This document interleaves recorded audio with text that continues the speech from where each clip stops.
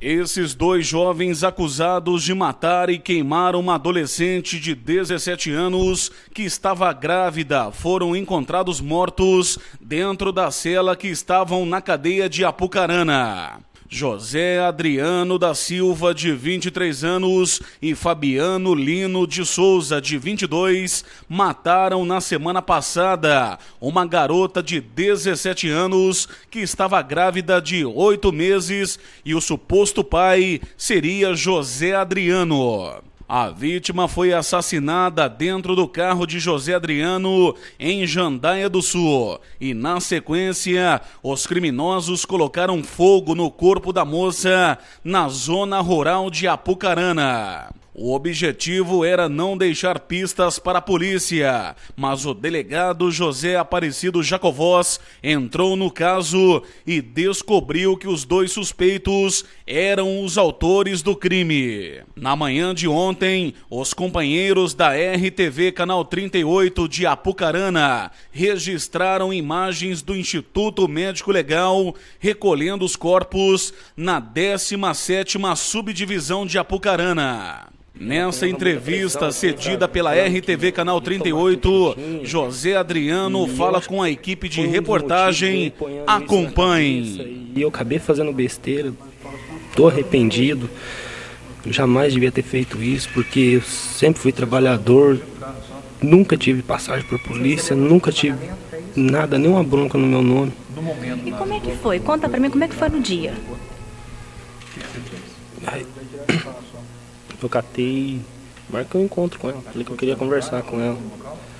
Ela foi, aí ela sentou comigo no banco de trás do carro, aí eu já tinha combinado com ele. Ele pegou e entrou no carro e seguiu em direção ao local. Só que a gente estava perdido no caminho, depois que eu tinha feito a besteira. Eu já comecei meio que a arrepender, já não sabia o que eu tinha que fazer. Fiquei sem saber onde eu ia, o que eu ia fazer. Aí foi que eu tive a ideia de levar a cavadeira, que eu pensei em enterrar, mas não enterramos.